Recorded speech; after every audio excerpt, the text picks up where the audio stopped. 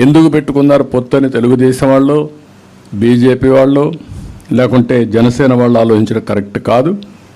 అందరూ ఆలోచించాల్సింది ఈ రాష్ట్ర హితం కోసం పెట్టుకున్నాం, రాష్ట్ర భవిష్యత్తు కోసం పెట్టుకున్నాం. బీజేపీతో టీడీపీ, జనసేన పొత్తు పెట్టుకున్నాయి. ఈ కూటమి తొలి ఉమ్మడి సభకి ప్రధాని నరేంద్ర మోడీ హాజరయ్యారు. ఈ పొత్తుని ఆంధ్ర ప్రజలు ఎట్లా రిసీవ్ చేసుకుంటారు, ఆయా పార్టీల మద్దతుదారులు ఎట్లా స్పందిస్తారు, ఈ అలయన్స్ వల్ల ఎవరికి లాభం, ఎవరికి నష్టం? బీజేపీ మీద ఆంధ్రలో కొన్ని సెక్షన్లలో వ్యతిరేకత ఉంది. దీనికి ప్రధాన కారణం బీజేపీ ఉద్దేశపూర్వకంగా ఆంధ్ర రాష్ట్ర భవిష్యత్తుని నాశనం చేసింది అని. కాంగ్రెస్ పార్టీ చేసిన విభజనకి తోడ్పడి ఆంధ్ర ప్రయోజనాలని పట్టించుకోలేదు అని. రాజ్యసభలో 15 ఏళ్లు ప్రత్యేక హోదా కావాలని డిమాండ్ చేసి చివరికి హోదా కుదరదు అని చెప్పిందని. ఆ తర్వాత రాష్ట్రాన్ని అధోగతి పాలు చేసిన జగన్మోహన్ రెడ్డి ప్రభుత్వానికి అండగా నిలబడి ఏపీ నాశనానికి తోడ్పడింది అని. బీజేపీతో పొత్తుకు సంబంధించి తెలుగుదేశంలో 2 రకాల అభిప్రాయాలు ఉన్నాయి.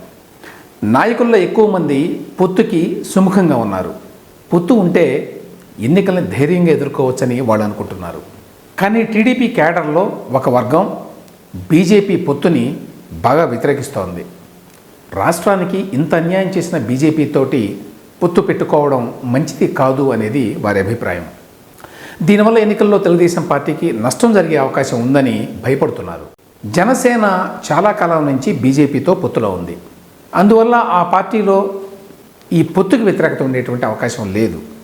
అయితే బీజేపీ కూడా ఇప్పుడు పొత్తులో చేరటం వల్ల జనసేనకి లోక్సభ, అసెంబ్లీ సీట్లు తగ్గాయి. దాన్ని బహుశా జన సైనికులు హర్షించలేరు. బీజేపీతో పొత్తు వల్ల టీడీపీకి కొన్ని నష్టాలున్నాయి.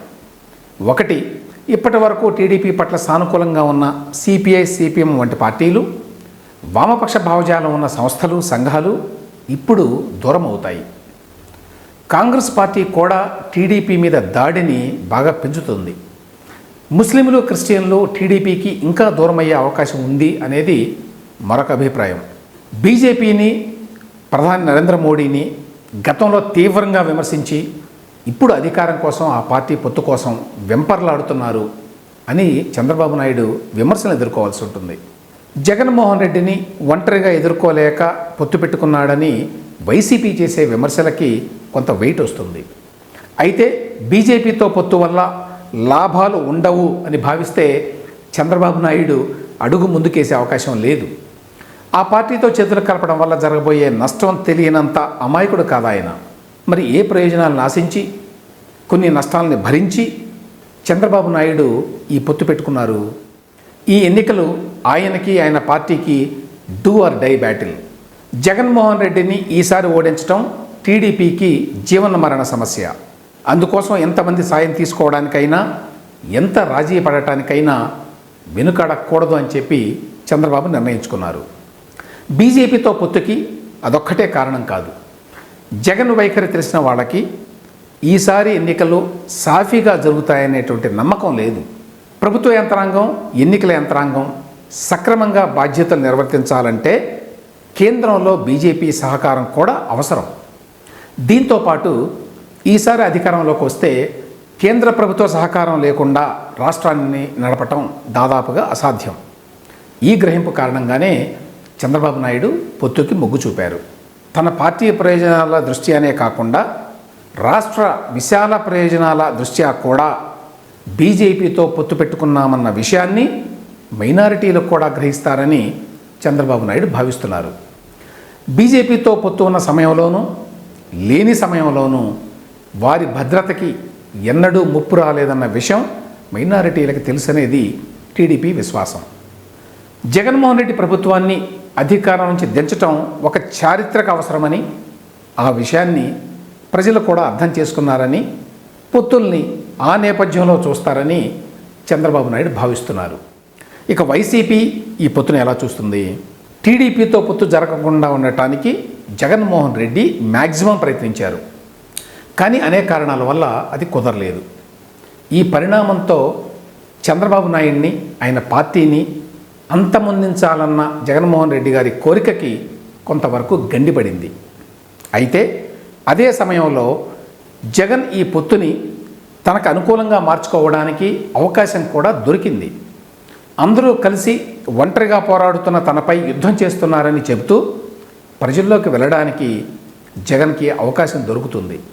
మతతత్వ పార్టీకి తాను దూరంగా ఉన్నానని చెప్పి మైనారిటీ ఓట్లకి ఇంకా గట్టిగా గేలం వేయడానికి కూడా జగన్కి మంచి అవకాశం ఉంది.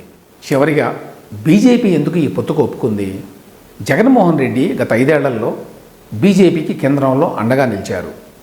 అనేక బిల్లుల విషయంలో పార్లమెంట్లో మద్దతు తెలిపారు. ఏనాడు ఏ అంశం మీద బీజేపీని ఆయన పల్లెత్తు మాట అనలేదు.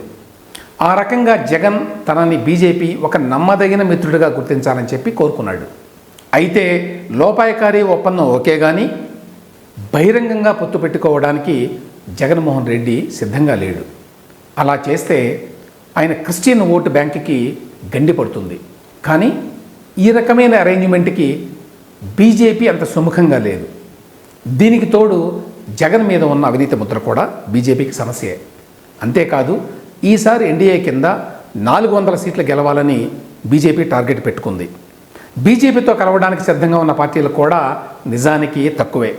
ఈ నేపథ్యంలోనే ఆంధ్రప్రదేశ్లో టీడీపీతో పొత్తు పెట్టుకోవాలని బీజేపీ నిర్ణయించుకుంది. జనసేనకి ఆల్రెడీ అటు బీజేపీతో ఇటు టీడీపీతో పొత్తు ఉండటం కూడా కలిసి వచ్చింది. ఏపీలో పొత్తు భవిష్యత్తులో ఉపయోగపడుతుందని బీజేపీ భావిస్తోంది. ఎందుకంటే పొత్తు లేకుండా రాష్ట్రంలో బీజేపీ ఒక్క ఎంపీ సీటు కూడా గెలిచేటువంటి అవకాశం లేదు.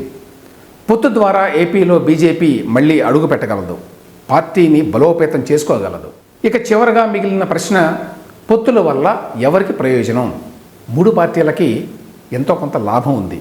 అందుకోసమే పొత్తుకు సిద్ధమయ్యారు. బీజేపీకి ఓటు కావాలి, టీడీపీకి జనసేనకి అండ కావాలి. ఈ ప్రయత్నంలో తమ తమ అవసరాల కోసం అన్ని పార్టీలు 3 పార్టీలు ఎంతో కొంత రాజకీయ అవకాశవాదాన్ని ప్రదర్శించాయి. మరి ఈ త్యాగానికి తగిన ఫలితం వస్తుందా? మరికొన్ని రోజులు గడిస్తే కానీ చెప్పలేం.